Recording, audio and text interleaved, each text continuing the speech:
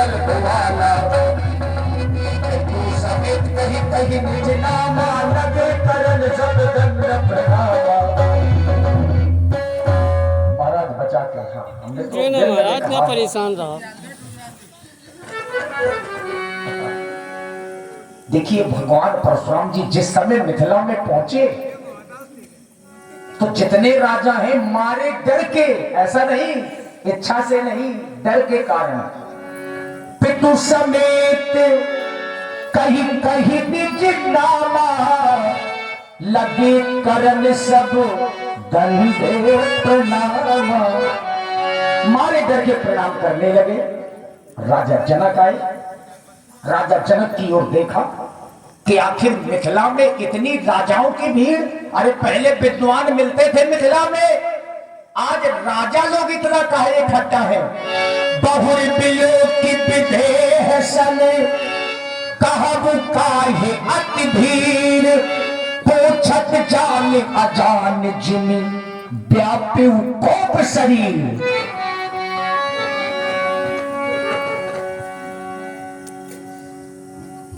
भगवान परशुराम जी ने मिथिला में भीड़ का कारण पूछा।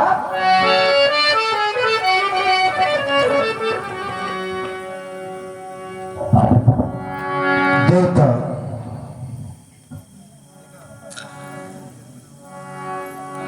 राजकुमारी सीता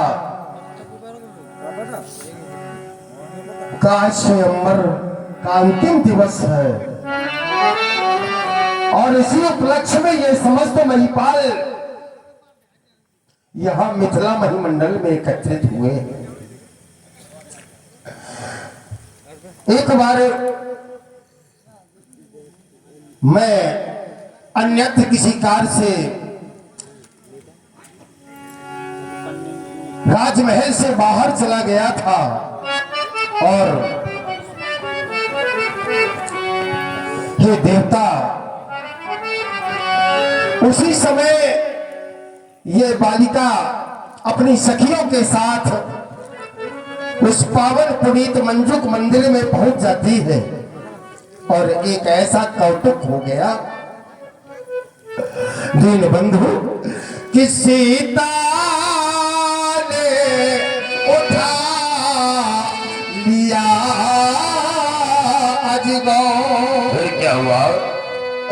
लख करे मम धीरज छूट गया, तब मैंने कठिन प्रतिज्ञा की। देवता, मैंने ये प्रतिज्ञा कर दी और वह प्रतिज्ञा पूर्ण हो गई। देवता, प्रेपूर्ति में अजय को टूट गया, सुनते बचन फिर अनत निहारे, देखे चाप खंड मही डारे। भगवान परशुराम जी ने एक दृष्टि उस भगवान बाबा भोलेनाथ जी के पावन अजगुल की ओर की तो देखा कि अजगुल दो खंडों में और क्रोध बढ़ गया। क्या परम्बा पार्वती का पूजा पाठ, गजानन खड़ानन का क्रीडन, भारतीय संस्कृति के परित्राता अजगों का विनाश हो गया। देख लो समाज के लोगों, ये संसार कितना स्वार्थी है।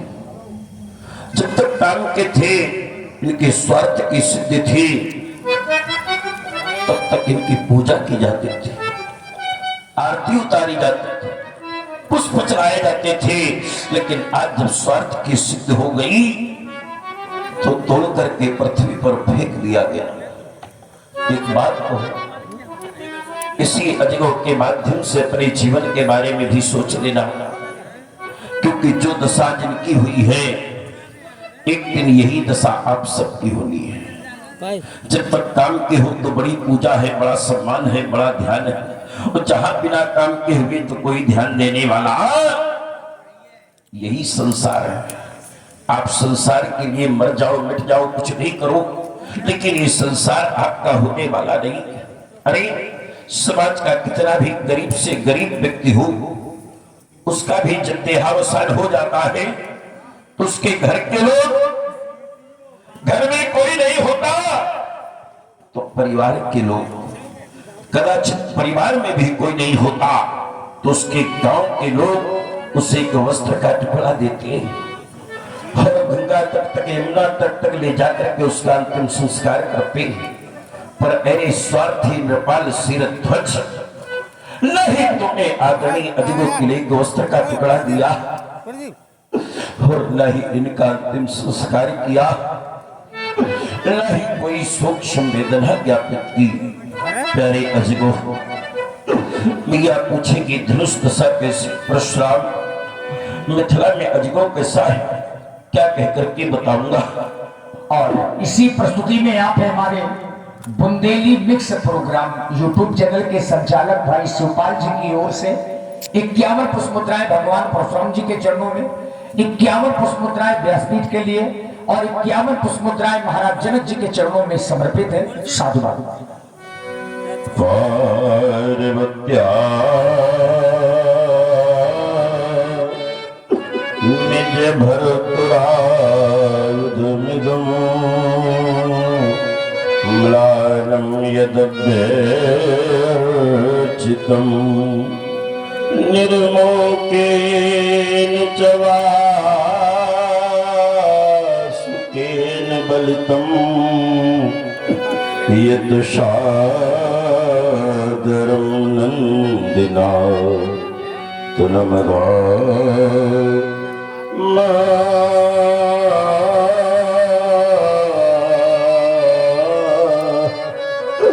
विभवं दधाकृतं दृश्यते। पार्वती सादर तुम्हें आलिंगन किया करते थे, वसुदेव तुम्हारी रक्षा किया करते थे और लंबोदर तुम्हें तुम्हारे साथ में क्रीड़ा किया करते थे। आज तुम्हारी ये दीन दशा देख करके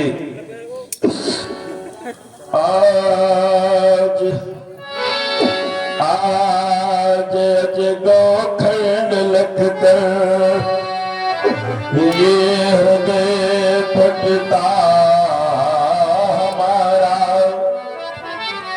टूटने से पूर्व तुमने क्यों नहीं मुझको पुकारा।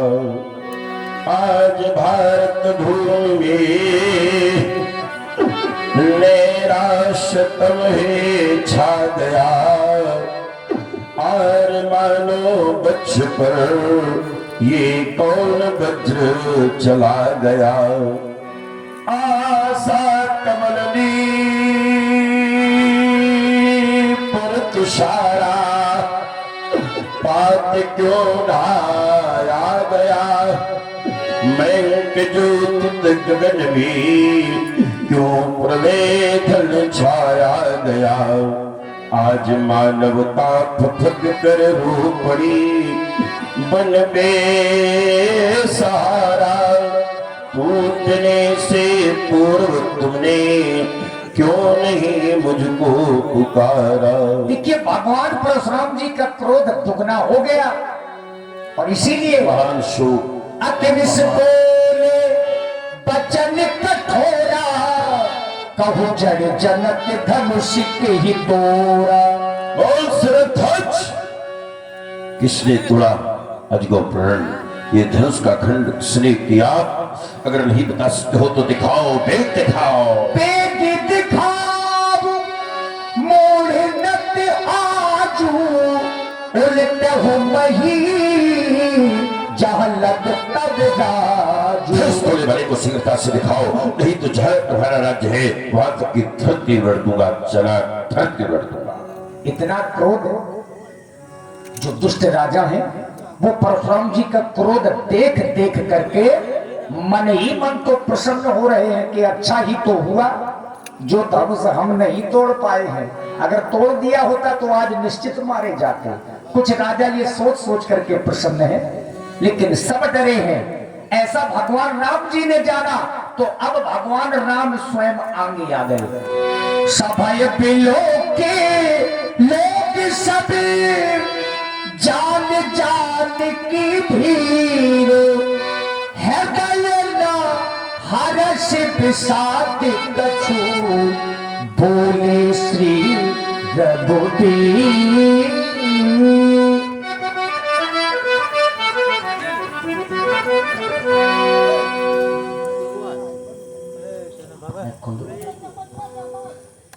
भगवान शंकर के धनुष को वही तोड़ सकता है जिस पर और ऋषि मुनियों की कृपा होगी।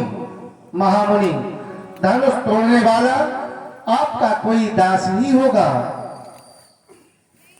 नाथ समुधनो भय जनहारा हुई है केहू को दास तुम्हारा।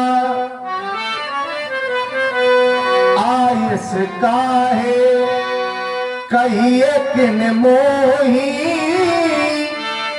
बार बार बिन बहु मुनि तो ही। क्यों? शिव धनुष तोड़ने वाला तो कोई शिव का प्यारा ही होगा। जिसने ऐसा अपराध किया वो दास आपका ही होगा। जो कृपा पात्र है मुनियों का वो कब किससे डर सकता है। जिन पर है कृपा ब्राह्मणों की ये कार्य वही कर सकता है।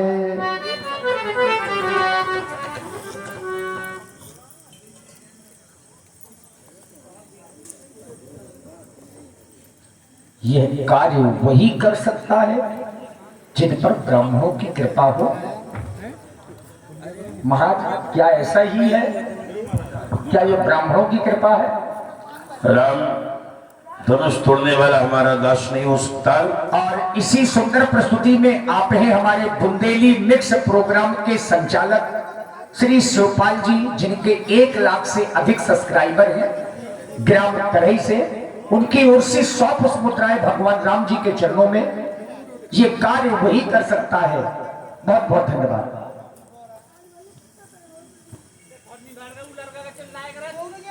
राम थोड़ा सा अंदर से शोर मत कम करिए। सेवक सो जो करे शिवकाई, कम करिए। अरे करनी कर करे लड़ाई। सेवक वो है जो सेवा का कार्य करे। हमारे जीवन की 2 विधाएं हैं, एक का नाम है सेवकाई और दूसरी का नाम है लड़ाई। अगर धनुष तोड़ने वाले ने सेवा का कार्य किया है तो कर्ण चौक की सेवकाई, अन्यथा खुले मंत्र राघव करे वो हमसे लड़ाई। सुनो राम सुनहु राम जहि से धनु तोरा साहस बाहु सब सोई पुमोरा। सुनो राम, वो चाहे जो कोई भी हो, जिसने भी भोलेनाथ के पुनीत कायिक का खंडन किया है मेरा साधारण बैरी नहीं है, वह मेरा सहस्त्राभाव के समान बैरी है। और बैरी है तो बैरी के लिए निश्चय है राम। सो बिलगाओ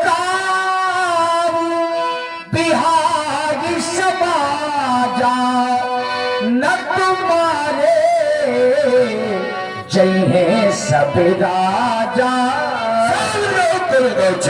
राम, जिसने भूतनाथ भोलेनाथ के भगवान के पुनीत कायिक का खंडन किया है वो समाज को छोड़ करके अलग हो जाए, और यदि वो अलग नहीं होता तो ये समाज ही उसे छोड़ दे। और यदि आज ऐसा नहीं हुआ तो मेरी स्पष्ट घोषणा है और तुम्हारे जी है सब राजा, ये सारे राजा मारे जाएंगे, सारे राजा दंडित किए जाएंगे राम, दंडित किए जाएंगे। आप हैं पुनः हमारे बुंदेली मिक्स प्रोग्राम, जिनके चैनल में लाइव प्रसारण हो रहा है। ग्राम करही से पधारे हमारे श्री शिवपाल भैया, 100 मुद्राएं व्यासपीठ के सभी कलाकारों के लिए प्रदत्त हैं। धन्यवाद। देखिए, चूंकि परशुराम जी की घोषणाएं बहुत हुई हैं, आप लोगों ने भी सुनी होंगी। सहस बाहु सम सोहृत मोरा, यानी धनुष तोड़ने वाला सहस्त्रा बाहु की बराबरी का बैरी है। और उसके लिए घोषणा की है कि अगर वो सामने नहीं आया तो 2-4 नहीं मारे जाएंगे, जितने हैं कोई बचेगा नहीं। और जो लोग ज्यादा दूर बैठे हैं वो ज्यादा जल्दी मारे जाएंगे। तो निवेदन है कि ज्यादा दूर बैठने वाले लोग थोड़ा नजदीक आइए, समाज बना करके बैठिए, तब संवाद का आनंद आएगा। रामू मम्मा को पंडित जी बचा के रखिएगा, ये रसिक श्रोता हैं और ये अंत तक रहते हैं। देखिए, लक्ष्मण जी ने व्यंग करना शुरू किया। इस संवाद का जो धरातल है, परशुराम जी एक महान व्यक्तित्व है और लक्ष्मण जी अभी बालक हैं, 16 वर्ष के बालक हैं। तो विचार करिए, इतने महान व्यक्तित्व के सामने छोटे से राजकुमार भैया लक्ष्मण जी परशुराम जी के क्रोध को देख देख करके मुस्कुरा रहे हैं।